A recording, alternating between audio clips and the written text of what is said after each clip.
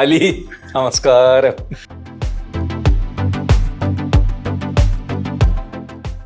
ജയറാമേട്ടൻ theatre visit ഉണ്ട്. ആ ഫാമിലിയുടെ കണ്ണ് നിറയുന്നത് എനിക്ക് കാണാൻ പറ്റും. വീണ് പോയി കഴിഞ്ഞാൽ തിരിച്ചു കയറി വരാൻ ഭയങ്കര ബുദ്ധിമുട്ടാണ്. അതെന്തോ അലി അങ്ങനെയാണ്, എനിക്കതിൽ നിന്ന് മാറി ചെയ്യാൻ പറ്റില്ല. ഞാൻ അങ്ങനെ ആയിപ്പോയത്. സ്ക്രീൻ പ്രസൻസ് എന്ന് പറയും. നമുക്കൊന്നും അധികം വേണ്ട, ഒരേ വട്ടത്തിൽ തന്നെ കിടന്ന് കറങ്ങി കറങ്ങി കറങ്ങി കറങ്ങി കറങ്ങി എൻ്റെ മക്കളും ഭാര്യയൊക്കെ പറഞ്ഞു ഒരു ജോലിയുണ്ട്, അതെങ്കിലും വൃത്തിയായിട്ട് ചെയ്യാൻ നോക്കുക. അതല്ലാതെ കണ്ണന്റെ എൻ്റെ വീട് അപ്പുവിൻ്റെ ഇതുവരെ മുഴുവൻ കണ്ടിട്ടില്ല. അത് ഭയങ്കര ഹോണ്ട് ചെയ്യുന്ന സിനിമയാണ്. ഒത്തിരി നായികമാരോട് എന്നും ഓർത്തിരിക്കാൻ പറ്റിയ ഒരു നായികയുടെ പേര് പറഞ്ഞ ആര് പറയും? ഒരുപാടുണ്ട്. കൂടെ അഭിനയിച്ച നായികകളിൽ അത് തന്നെയാണ് എൻ്റെ വീട്ടിലുള്ള നായിക.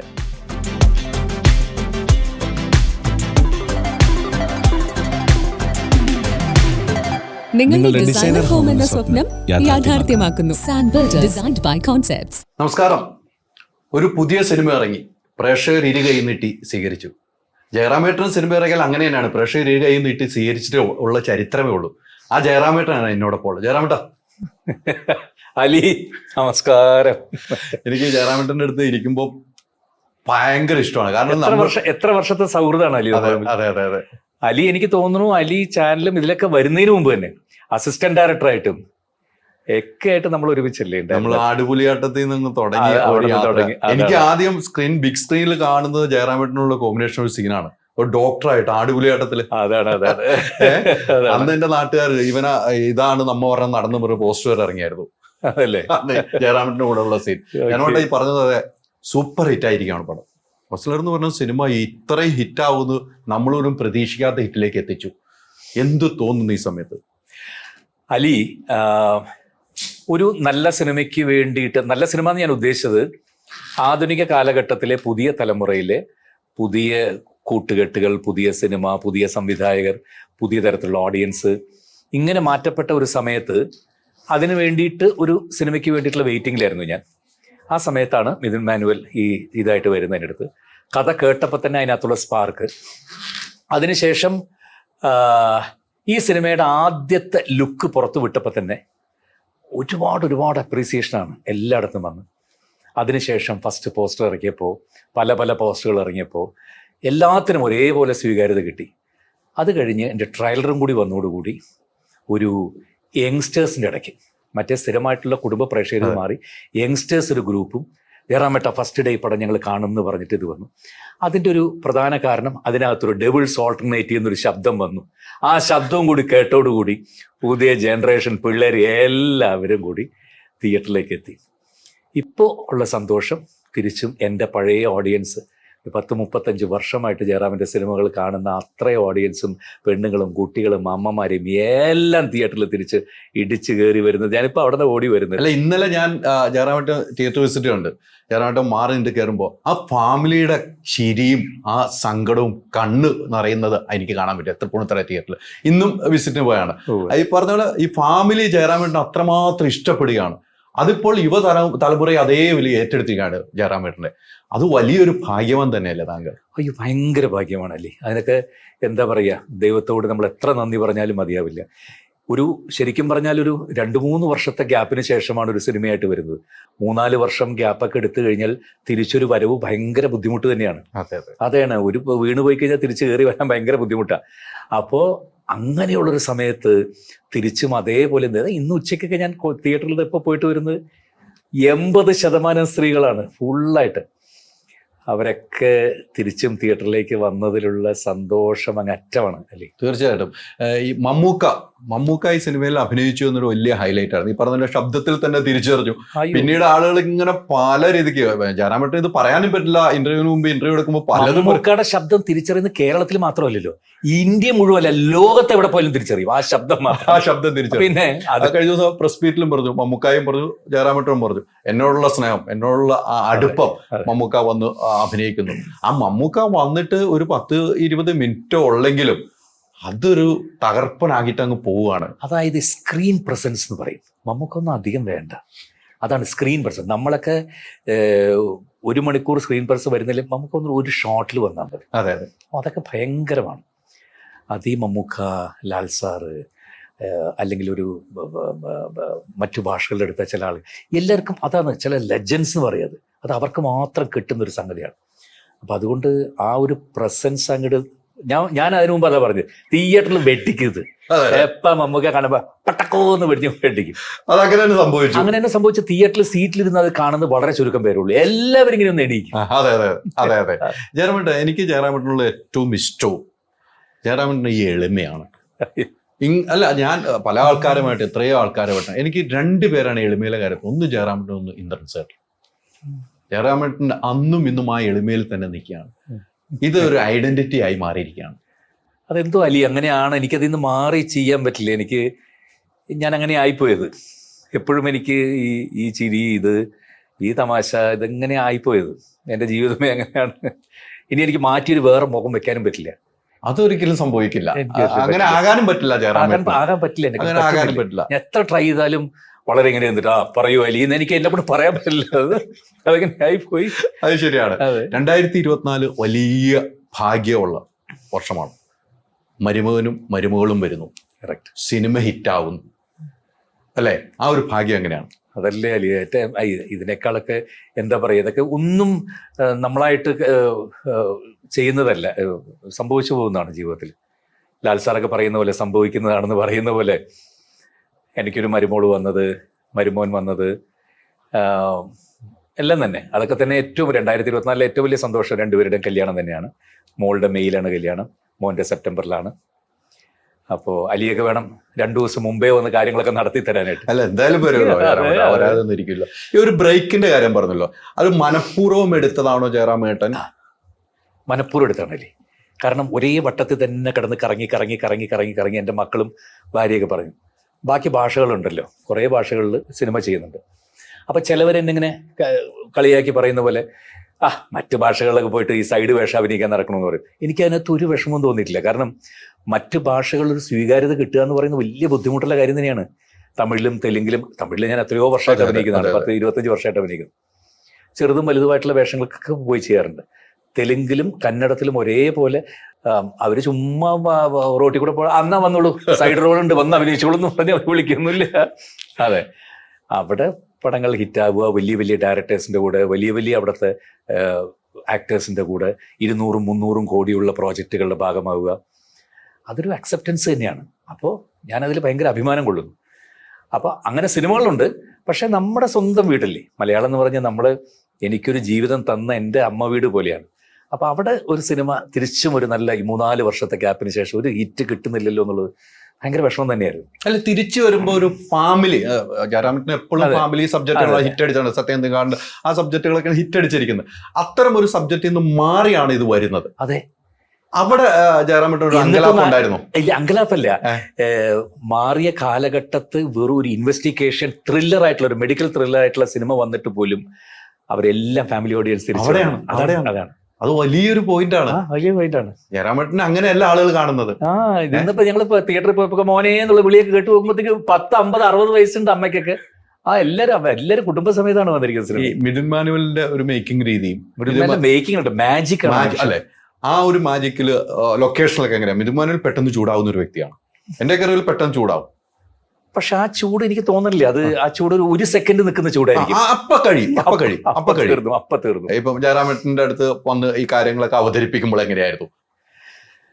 മിഥുൻ കഥ പറഞ്ഞു കഴിഞ്ഞപ്പോ തന്നെ എന്റെ മനസ്സിലൊരു ഹോസ്റ്റലർ വന്നു. അപ്പൊ തന്നെ ഞാൻ ചോദിച്ചത്, ഭയങ്കര ഹെവിയാണ്, ജയറാം ഓക്കെ ആണല്ലോ അല്ലേ? ഓക്കെയാണ്, നിങ്ങൾ ഇല്ലാന്ന് പറഞ്ഞാൽ ഞാൻ അത് വേണ്ടാന്ന് വയ്ക്കും. എന്തുകൊണ്ടാണ് എന്നെ തിരഞ്ഞെടുത്തതെന്ന് ചോദിച്ചു. സ്ഥിരമായിട്ട് ജയറാം ഇത്തരം വേഷങ്ങൾ ചെയ്തിട്ടില്ല. മുണ്ടും മുളച്ചു കുത്തിയുള്ള സാധാരണ ഒരു കുടുംബ നായകനായിട്ടാണ് ഒരുപാട് വർഷങ്ങളായി ചെയ്തിട്ടുള്ളത്. അതിൽ നിന്ന് വ്യത്യാസപ്പെട്ട് ഒരു ഡാർക്കായിട്ടുള്ള സിനിമ, ഒരു ഇൻവെസ്റ്റിഗേഷൻ സിനിമ, ഒരു പോലീസ് ഓഫീസർ എന്ന് വെച്ചാൽ യൂണിഫോം ഇട്ട് നടക്കുന്നതല്ല. അയാളുടെ ജീവിതത്തിൽ ഉണ്ടായിട്ടുള്ള ഒരുപാട് ബുദ്ധിമുട്ടുകളും വിഷമങ്ങളും കാരണം അയാൾ ഇന്ന രൂപത്തിൽ അകാല വാർദ്ധക്യം ബാധിച്ച ഒരു മനുഷ്യനായിട്ട് നടപ്പിലും രൂപത്തിലൊക്കെ അത് വേണം. ഞാൻ പറഞ്ഞ് അങ്ങനെ ആക്കിയെടുക്കാം. അപ്പം അപ്പോഴാണ് മണിരത്നത്തിൻ്റെ പടം കഴിഞ്ഞ് ഒരുവിധം വയറൊക്കെ കുറച്ച് തെലുങ്കിന് വേണ്ടി വൃത്തിയായത്. അപ്പോഴാണ് മിഥുൻ വന്നിട്ട് പറഞ്ഞു, വയറ് നടപ്പ് ഒക്കെ ഇങ്ങനെ വേണമെന്ന് പറഞ്ഞു. ശരി, അപ്പം എനിക്കൊരു 6 മാസം സമയം തന്നാൽ ഞാൻ ഈ തെലുങ്ക് പടങ്ങളും മറ്റേതൊക്കെ ഒന്ന് തീർത്തിട്ട് വന്ന് തിരിച്ചും വയറൊക്കെ വെപ്പിച്ച് ചെയ്യാം. അപ്പം ഇതിൽ തന്നെ വേറൊരു ഗെറ്റപ്പ് വേണം ഇയാളുടെ ആദ്യത്തെ 3-4 വർഷം. 2 ഗെറ്റപ്പ് ഉണ്ട്. അപ്പൊ ഞാൻ പറഞ്ഞു അതിനൊരു 15 ദിവസം എക്സ്ട്രാ ഷൂട്ടിംഗ് നിന്ന് നിർത്തിയിട്ട് തന്നാൽ ഞാൻ പോയിട്ടൊന്ന് മെലിഞ്ഞിട്ട് വരാം. അപ്പൊ ഇതെല്ലാം സമ്മതിച്ച് എനിക്ക് പിന്നെ ഇതിൻ്റെ കൂടെ വർക്ക് ചെയ്യുക എന്ന് പറഞ്ഞാൽ ഭയങ്കര എക്സ്പീരിയൻസ് തന്നെയാണ്. ഓരോ കാര്യങ്ങളും ഞാൻ ഒരു ഷോട്ട് കഴിഞ്ഞാൽ കഴിവതും ഞാൻ കാരവനിലൊന്നും പോയിരിക്കാറില്ല. മിഥുൻ്റെ അടുത്ത് തന്നെ ഇരിക്കും. ഈ മനുഷ്യൻ എന്താ ചെയ്യണമെന്നൊക്കെ നോക്കി പഠിക്കാം. ഒരു കാരവാനിൽ ഇരിപ്പ് അല്ലെങ്കിലും ജയറാമേട്ടന് കുറവാണെന്നാണ് എൻ്റെ ഒരു കാഴ്ചപ്പാട്. അതെന്താണ് അങ്ങനെ? ഇപ്പൊ കാരവാൻ ഒരു വേണമല്ലോ നമുക്ക്. അല്ല, കാരവൻ വേണം. കാരവനൊക്കെ ആ സൗകര്യം മസ്റ്റാണ്. കാരണം നമ്മളുടേതായിട്ടുള്ളൊരു പ്രൈവസിയും എല്ലാം. പക്ഷെ അല്ലാതെ നമുക്കൊരു കാരവൻ ആവശ്യമില്ലാത്ത സ്ഥലത്ത് ഒരു 4-5 സുഹൃത്തുക്കളെ കിട്ടുക, അവരുമായിട്ട് എന്തെങ്കിലും തമാശ പറഞ്ഞിരിക്കുക, ഇതൊന്നുമില്ലാതെ ഇതിനകത്ത് അടച്ചിരുന്ന് ശ്വാസം മുട്ടിയിരിക്കാൻ ഇത്തിരി ബുദ്ധിമുട്ടാണ്. അപ്പം അതുകൊണ്ട് എന്തെങ്കിലുമൊക്കെ തമാശ പറഞ്ഞിരിക്കും. അപ്പോൾ ഒരു തമാശ പറഞ്ഞ് തുടങ്ങുമ്പോഴത്തേക്കും ഇതിൻ്റെ ശബ്ദം പുറകെ നിന്ന് വരും. വേണ്ട, തമാശ വേണ്ട, ഓസ്ലർ വിട്ടുപോരുത്, അങ്ങനെ തന്നെ ഇരുന്നുള്ളത്. ആ ശരി, അങ്ങനെ തന്നെ ഇരുന്നുള്ളത്. അങ്ങനെ തന്നെ പിടിച്ചിരുത്തും. അങ്ങനെ പിടിച്ചിരുത്തും. ഞാനിവിടെ പറഞ്ഞു വെച്ചതിൽ നിന്ന് തന്നെ ഒരു കാര്യം കൂടി ചോദിക്കട്ടെ. ഈ കാരവാൻ ഇതെല്ലാം പറഞ്ഞല്ലോ, നമുക്ക് 2023 നമുക്ക് ഒത്തിരി നഷ്ടങ്ങൾ സംഭവിച്ച വർഷമാണ് അല്ലേ? ഏറ്റവും അടുത്ത ആളുകൾ, ഏറ്റവും അടുത്ത സുഹൃത്തുക്കൾ, അതൊക്കെ ജയറാമേട്ടന് ഭയങ്കരമായിട്ട് അലട്ടിയിട്ടുണ്ട്. ഞാൻ നേരിട്ട് കണ്ടേക്കുന്നു ജയറാമേട്ടൻ പല സ്ഥലങ്ങളിൽ കണ്ട്. അതൊക്കെ ഓർത്തെടുക്കുമ്പോൾ ഇപ്പോഴും ഒരു അല്ലേ? പിന്നെ നഷ്ടങ്ങൾ തന്നെയാണ്. ഇപ്പോൾ കൂടെ ഞങ്ങൾ സ്റ്റേജിൽ ഒരുമിച്ച് കിടന്നില്ലേ, സിദ്ദീഖിൻ്റെയൊക്കെ ഒരു വിയോഗമൊക്കെ ഭയങ്കര തന്നെയാണ്. അതൊക്കെയാണ് നമുക്കുള്ള ഒരു നഷ്ടങ്ങൾ. സത്യം. ജയറാമേട്ടന് ഇനിയൊരു ചേഞ്ച് മലയാളത്തിൽ ഇനി ഞങ്ങൾക്ക് വേണം എന്നാണ് ഇപ്പൊ പ്രേക്ഷകർ. ഇനി വേണം ജയറാമേട്ടൻ, ഇവിടെ വേണം. ജയറാമേട്ടൻ അന്യഭാഷയിലൊക്കെ പോയി അഭിനയിച്ചു, ഒരു പ്രശ്നമില്ല ആർക്കും. പക്ഷെ ഇവിടെ വേണം, അങ്ങനെ സബ്ജക്റ്റുകൾ വന്നു തുടങ്ങിയോ എന്ന് ചോദിച്ചാൽ, ഈ സിനിമ ചെയ്യുന്ന സമയത്ത് മിഥുൻ മാനുവൽ ആ ഫസ്റ്റ് ഡേ എൻ്റെ രൂപമൊക്കെ കണ്ടിട്ട് സെക്കൻഡ് ഡേ തൊട്ട് കറക്റ്റ് ട്രാക്കിൽ ഓസ്ലർ വന്നു കഴിഞ്ഞു. ഞാൻ എൻ്റെ മനസ്സിൽ എന്ത് വിചാരിച്ചോ ആ ഓസ്ലർ 100% കിട്ടിക്കഴിഞ്ഞു. ഈ സിനിമ ജനങ്ങൾ അക്സെപ്റ്റ് ചെയ്യുകയാണെങ്കിൽ, ഈ ഓസ്ലറിനെ ജനങ്ങൾ സ്വീകരിക്കുകയാണെങ്കിൽ, ജയറാമനെ വെച്ചിട്ട് ചെയ്യാനായിട്ട് എൻ്റെ 3 കഥയുണ്ടെന്ന് പറഞ്ഞു. 3 എണ്ണം. അതിൽ ഒരെണ്ണം പറഞ്ഞു ഒന്ന് ഞെട്ടിക്കുന്ന കഥകളാണ്. അപ്പൊ വിജയിച്ചല്ലോ. ഇനി എന്നെ വെച്ച് ആലോചിക്കുമല്ലോ. 3 എണ്ണം. ദിലീഷ് പോത്തൻ ഇതിന്റെ ഷൂട്ടിംഗ് നടക്കുന്ന സമയത്ത് എന്നെ കുറെ നേരം നോക്കി എന്നിട്ട് ദിലീഷ് പറഞ്ഞു, ഈ പടം ഒന്ന് ഓടിക്കോട്ടെ, ഒരു ഉഗ്രം കഥ ഞാൻ വെച്ചിട്ടുണ്ട് നിങ്ങൾക്ക് വേണ്ടി. അടുത്ത ബുക്കിംഗ് ആയോ? അപ്പൊ എങ്ങനെ 4 പേര് വിചാരിച്ചാ പോരെ, കാര്യങ്ങളൊക്കെ ഇല്ലേ? അതിനൊക്കെയാണ് 4 പേര് വിചാരിച്ച ഓക്കെ ആയിട്ടുണ്ട്. ജയറാമേട്ടൻ പ്രൊഡക്ഷനിലേക്ക് വരുന്നേ ഇല്ല. അതെന്താണ്? ഞാനൊരു നല്ല ബിസിനസ്മാനാണെന്ന് എനിക്ക് തോന്നിയിട്ടില്ല. നല്ല ബിസിനസ്മാൻ ആയിരിക്കണം. അതിൻ്റെതായിട്ടുള്ള ഒരുപാട് ജോലികളുണ്ട്. ചുമ്മാ സിനിമ നിർമ്മിക്കുക എന്ന് പറഞ്ഞാൽ ചില്ലറ കാര്യമൊന്നുമല്ല. ഇതിപ്പോ ഒരു ജോലിയുണ്ട്, അതെങ്കിലും വൃത്തിയായിട്ട് ചെയ്യാൻ നോക്കുക. അതല്ലാതെ എനിക്ക് മറ്റ് ഒരുപാട് ജോലികൾ ഒരുമിച്ച് ചെയ്യാൻ കഷ്ടമാണ്. അപ്പ പല സിനിമകളിലും പൂർണ്ണമായിട്ട് കാണാറില്ല എന്ന് പറഞ്ഞു എന്നോട്. കാളിദാസിന്റെ ഒരു ഇന്റർവ്യൂ എടുത്തപ്പോ അത് എന്നോട് പേരെടുത്ത് പറഞ്ഞ 2 സിനിമകൾ എനിക്ക് പെട്ടെന്ന് മറന്നു. ചുരുക്കം ചെയ്താണെങ്കിൽ ഞാൻ കണ്ണന്റെ എന്റെ വീട് അപ്പുവിന്റെ ഇതുവരെ മുഴുവൻ കണ്ടു. അതാണ് കണ്ണൻ പറഞ്ഞത്. അത് ഇതുവരെ കണ്ടിട്ടില്ല എന്ന് കണ്ണനോട് പറയണം. അത് ഭയങ്കര ഹോണ്ട് ചെയ്യുന്ന സിനിമയാണ്. സിബിയുടെ പല സിനിമകളും ഞാൻ സിബിയോട് തന്നെ പറഞ്ഞിട്ടുണ്ട്. സിബി സാറിന്റെ ഇത് നമ്മുടെ മാധവിയൊക്കെ അഭിനയിച്ച മുരളിയുടെ പേര് പെട്ടെന്ന് ഞാൻ മറന്നു പോകുന്നില്ല. അതെ, ആ സിനിമ അത് പകുതിക്ക് മുകളിൽ ഞാൻ കാണില്ല. അത് തിയേറ്ററിൽ കർച്ചീഫ് കൊടുത്തിട്ടുണ്ട്. കയറിപ്പോകുന്ന സ്ത്രീകൾക്ക് കണ്ണു തുടയ്ക്കാൻ വേണ്ടി തിരിച്ചു വരുമ്പോൾ പിഴിഞ്ഞിട്ടാണ് വരുന്നത്. അപ്പൊ അതേപോലെ ഇത് എൻ്റെ മോൻ അഭിനയിച്ചുകൊണ്ട് മാത്രമല്ല, ആ സിനിമ വല്ലാത്ത ഹോണ്ടിങ് ആണ്. അവസാനമൊക്കെ വന്നിട്ട് ഞാനല്ല അത് ചെയ്തതെന്നൊക്കെ പറഞ്ഞ് അവൻ കോടതിയിൽ കരഞ്ഞിട്ട് അവൻ ആ ജുവനൈൽ ഹോമിലേക്ക് കൊണ്ടുപോകുന്ന സീനൊക്കെ വരുമ്പോഴത്തേക്കും ഞാൻ അപ്പം സ്ഥലം വിട്ടു. ഞാൻ നോക്കിയപ്പോൾ അടുത്ത സീറ്റ് നോക്കിയപ്പോൾ എൻ്റെ ഭാര്യയും കാണാനില്ല. അപ്പൊ അത് കുറെ മുമ്പേ സ്ഥലം വിട്ടു കൊടുത്ത് അതിന് മുമ്പേ പോയി അല്ലെ? അപ്പോ എല്ലാ കാര്യങ്ങളും കണ്ണൻ എല്ലാ കാര്യങ്ങളും ജയറാമേട്ടനോട് ചോദിക്കാറുണ്ട്. എൻ്റെ പേഴ്സണൽ ഇന്റർവ്യൂ കണ്ണൻ പറയാം എല്ലാം ഞാൻ അപ്പാടെ അടുത്ത് ചോദിക്കും. അപ്പാടെ അടുത്ത് ചോദിച്ചാൽ ചെയ്യാറുള്ളൂ. സിനിമയുടെ കാര്യമാണെങ്കിൽ ഞങ്ങൾ പക്ഷെ വീട്ടിൽ പോയിക്കാൻ ഞങ്ങൾ വേറെ കാര്യങ്ങളാണ് എല്ലാം. സിനിമയിൽ അഭിനയിക്കാൻ പോവുകയാണെങ്കിൽ ഞാൻ അപ്പാടെ അടുത്ത് പറഞ്ഞത് ഇന്ന ഇതാണെന്ന് പറയും. അത് എങ്ങനെയാണ് നിങ്ങൾ ഈ സിനിമ സെലക്ട് ചെയ്യുമ്പോൾ? അല്ല, കണ്ണൻ്റെതായിട്ടുള്ള തന്നെ കേട്ടോ ചോയ്സ്. കണ്ണൻ അത് എൻ്റെ അടുത്തുമായിട്ട് ഷെയർ ചെയ്യുന്ന ചുമ്മാ പറഞ്ഞായിരിക്കും. കണ്ണൻ്റെതായിട്ടുള്ള സെലക്ഷൻ തന്നെയാണ് ചെയ്യുന്നത്. എപ്പോഴും കുറെ വീഴ്ചകൾ കഴിഞ്ഞ് നമ്മൾ സൈക്കിൾ വിട്ട് പഠിക്കുന്ന പോലെ, അല്ലെങ്കിൽ ഒരുപാട് വീഴ്ചകൾ കഴിഞ്ഞൊരു നല്ല ഇത് കിട്ടുന്ന പോലെ ആണ് ഇപ്പൊ കണ്ണന്റെ ഒരു നല്ല ടേക്ക് ഓഫ് ഇപ്പൊ കിട്ടിയിരിക്കുന്നത്. അതെ അതെ. ഇപ്പൊ 2024 തന്നെ തമിഴില് മേജറായിട്ടുള്ള 5-6 വലിയ പ്രൊഡക്ഷൻ്റെ വലിയ പടങ്ങൾ കണ്ണനെ തേടി വന്നിട്ടുണ്ട്. സോ എനിക്ക് തോന്നുന്നു ഇപ്പോൾ കറക്റ്റ് ഒരു ടേക്ക് ഓഫ് ആണ് ഈ വർഷം ചെയ്യുന്ന സിനിമകളൊക്കെ. അപ്പോൾ അവൻ ഭയങ്കര സന്തോഷത്തിലാണ്. അവൻ പുതിയ പ്രോജക്റ്റുകളൊക്കെ കിടക്കുന്ന സന്തോഷത്തിലാണ്. കറക്റ്റായിട്ടുള്ള ഇതിൽ വന്നതിൻ്റെയൊക്കെ ഇതാണ്. അത് അവന് 2024 ഒരു നല്ല ഇതായിട്ട് കൊടുക്കുന്നതാണ്. എന്താണ് മോളെ സിനിമയിലേക്ക്? മോളെ ഒരുപാട് പേര് വിളിച്ചിട്ടുണ്ട്. പിന്നെ എന്താണ് ഒരേ ഒരു ആഡിൽ ഒറ്റ പരസ്യത്തിൽ ചെയ്തു. അത് ഞങ്ങൾ രണ്ടുപേരും അതെ, കൂടി രണ്ടുപേരും ചെയ്തതാണ്. കൂടി. അത് വലിയ ഹിറ്റായ പരസ്യമാണ്. അതെ അതെ, വേറെ അവൾക്ക് അതിന് താല്പര്യമില്ല. അവള് ദുബായിൽ വർക്ക് ചെയ്യുന്നു. ഇപ്പോ ഹസ്ബൻഡ് കല്യാണം കഴിക്കാൻ പോകുന്ന പുള്ളി ലണ്ടനിലാണ്, മാഞ്ചസ്റ്ററിലാണ്. ചിലപ്പോൾ കല്യാണം കഴിഞ്ഞാൽ രണ്ടുപേരും ലണ്ടനിലേക്ക് പോകും, അല്ലെങ്കിൽ രണ്ടുപേരും ദുബായിലേക്ക് വരും. അല്ല, അത് ജയറാമേട്ടനുണ്ട് ഭയങ്കര വിഷമമായിരിക്കും. ദുബായി നമുക്ക് തൊട്ടടുത്തല്ലേ. അല്ലെ, ലണ്ടനിലേക്ക് പോകുന്നുള്ള കാര്യം ഞാൻ പറഞ്ഞത്. ലണ്ടനിലേക്ക് പോയി ഇത്തിരി ദൂരം, അല്ലെ, എപ്പോഴും കൂടെ ഉണ്ടാവുന്നതാണ്. അങ്ങോട്ട് വരട്ടെ, അല്ലെങ്കിൽ നാട്ടിലേക്ക് വരട്ടെ എന്നുള്ളതാണ് നമ്മുടെ പ്രാർത്ഥന. അത് ഇങ്ങോട്ട് വരട്ടെ എന്നുള്ളതാണ് പ്രാർത്ഥന. ഞാൻ കണ്ണനടുത്ത് ചോദിച്ചു കാരണം അമ്മ എന്തുകൊണ്ട് സിനിമയിൽ അഭിനയിക്കുന്നില്ല ചോദിച്ചു തരണം. അത് അപ്പാടെ അടുത്ത് ചോദിക്കണം എന്നോട് പറഞ്ഞു. അത് സ്വന്തം അശ്വതി എന്നെ എടുത്ത തീരുമാനമാണ്. കല്യാണത്തിന് മുമ്പ് തന്നെ അശ്വതി എടുത്ത തീരുമാനം, കല്യാണം കഴിഞ്ഞാൽ ഞാൻ ഇതിലേക്ക് ഇല്ല എന്നുള്ളത്. അത് കഴിഞ്ഞും പലപ്പോഴായിട്ട് പല ആഡ് ഫിലിംസിന് നിങ്ങൾ രണ്ടുപേരും കൂടി ഒരുമിച്ച് അഭിനയിക്കുമോ, ആഡ് അഭിനയിക്കാനൊക്കെ പലരും എത്ര വർഷങ്ങളായിട്ട് ചോദിക്കുന്നതാണ്. ഞാൻ വിളിക്കുമ്പോൾ പറയും, സന്ത അങ്ങോട്ട് പോയി ചെയ്താൽ മതി, ഞാനില്ല എന്ന് പറഞ്ഞേക്കും. നമ്മളില്ല പോയി വേണ്ട എന്നും പറഞ്ഞിട്ടില്ല. അതെ, വൺസ് എനിക്കത് വേണ്ടെന്ന് വെച്ചിട്ട് ഇപ്പൊ വേണ്ട, സ്വയം വേണ്ട. പക്ഷെ ജയറാമേട്ടൻ ഒന്ന് പറയാമല്ലോ, ഒരു സിനിമയിൽ അഭിനയിക്കുക. ഞങ്ങള് മലയാളികൾ എന്തോരം സിനിമകൾ കണ്ടാണ്.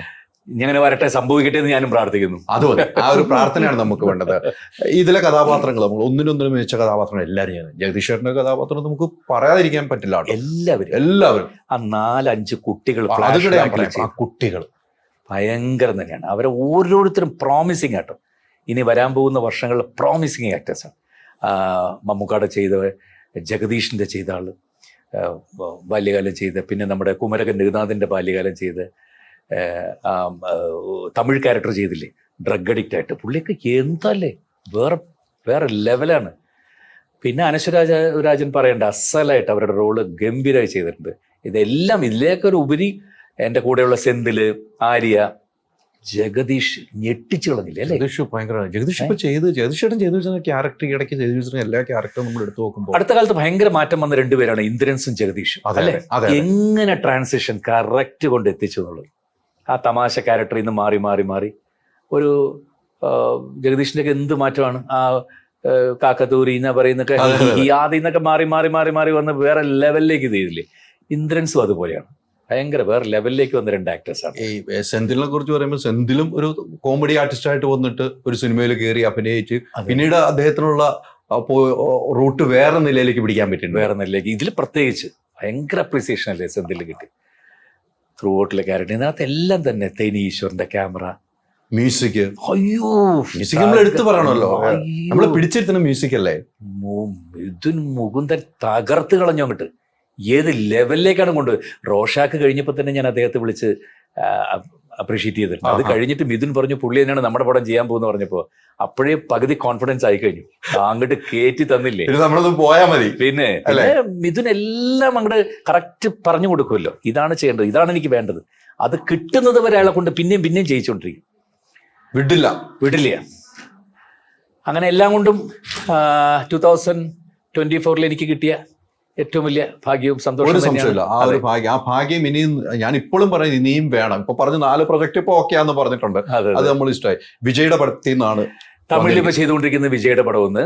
പിന്നെ സെൽവരാഘവൻ എന്ന് പറയുന്ന ധനുഷിന്റെ ബ്രദർ, അദ്ദേഹം കുറച്ച് വർഷങ്ങൾക്ക് മുമ്പ് ചെയ്ത 7G റെയിൻബോ കോളനി എന്ന് പറഞ്ഞ ഭയങ്കര ഹിറ്റായിട്ടുള്ള പടം ഉണ്ടായിരുന്നു. അതിന്റെ 2nd പാർട്ട് ചെയ്തുകൊണ്ടിരിക്കുന്നു. അതിന്റെ ഏറ്റവും പ്രധാന കഥാപാത്രം ചെയ്യുന്നു. പിന്നെ തെലുങ്കില് ശങ്കർ രാംചരണ വെച്ച് ചെയ്യുന്ന പടം, വലിയ പ്രോജക്ട്. ഒരു സിനിമയുടെ കേരളത്തിൽ റിലീസാണ്. അത് കഴിഞ്ഞു ഗുണ്ടൂർക്കാരൻ ഇന്നലെ റിലീസ് ചെയ്തു. 2 സിനിമ ഇവിടെ, 2 ഭാഷയിൽ ഇവിടെ സിനിമ ഉണ്ട്. ഈ പ്രസ് മീറ്റിൽ പറഞ്ഞ വിജയ് പറഞ്ഞ ഒരു കാര്യം, മമ്മൂക്ക ഉണ്ടോ എന്ന് ചോദിച്ച ഒരു സാധനം, അത് ഭയങ്കരമായിട്ട് ഇവിടെ സോഷ്യൽ മീഡിയ ഏറ്റെടുത്തിരിക്കുകയാണ്.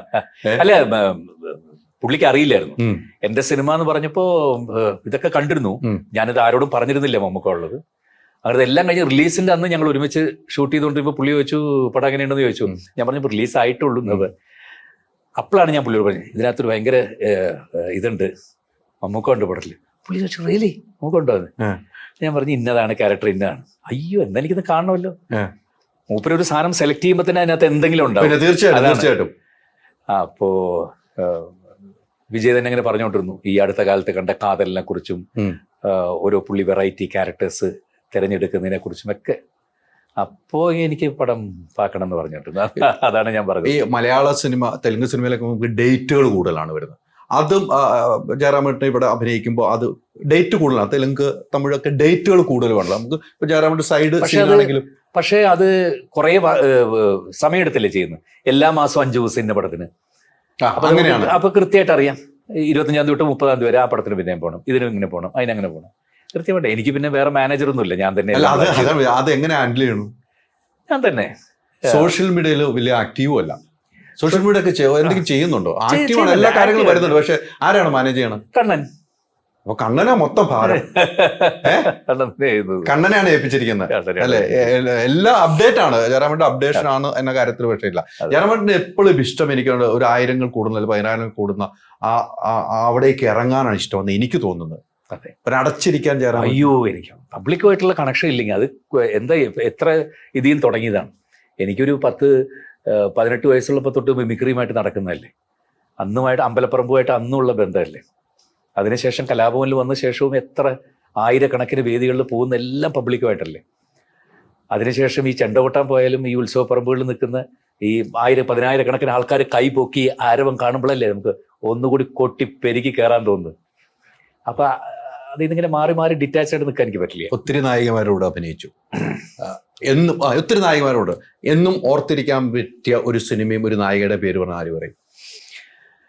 എനിക്ക് തോന്നുന്നു എന്നും ഓർത്തിരിക്കാവുന്ന സിനിമ ഒരുപാടുണ്ട്. എന്നും കൂടെ അഭിനയിച്ച നായികകളിൽ ഒരാള് അത് തന്നെയാണ് എൻ്റെ വീട്ടിലുള്ള നായിക. കൃത്യ മറുപടിയാണ്. ഇനി നമുക്ക് സക്സസ്ഫുൾ ആയിട്ട് വലിയൊരു ഇന്റർവ്യൂ ഓസ്ലറിന്റെ ഒരു 25-ാം നാളോ 50-ാം നാളോ ആഘോഷിക്കുന്ന വേളയിൽ അലിയുമായിട്ടൊരു ശക്തമായിട്ടുള്ള ഇന്റർവ്യൂ ആയിട്ട് ഒരു പ്രാവശ്യം കൂടെ നിങ്ങളുടെ മുമ്പിലേക്ക് വരാം. അത് ആ ഉറപ്പനും കിട്ടേ. നമ്മൾ ഒന്നും ചോദിച്ചില്ല, സിനിമ വിട്ട് എങ്ങോട്ടും എങ്ങോട്ടും പോയിട്ടില്ല. പക്ഷെ ഈ സൂപ്പർ ഹിറ്റ് സിനിമയാണ്. ഇനി ഈ പറഞ്ഞ 25-100 ദിവസങ്ങൾ ആഘോഷിക്കാനുള്ള OTT ഒക്കെ ഉണ്ടെങ്കിലും നമ്മൾ 50-ാം ദിവസമൊക്കെ ആഘോഷിച്ച് അടിപൊളിയായിട്ട് പോകാം. ജയറാമേട്ടൻ തിരിച്ചു കിട്ടിയ സന്തോഷത്തിലാണ് ഞാനും പോയിരിക്കുന്നത്. ഒത്തിരി സന്തോഷം. Thank you Ali, thank you. By.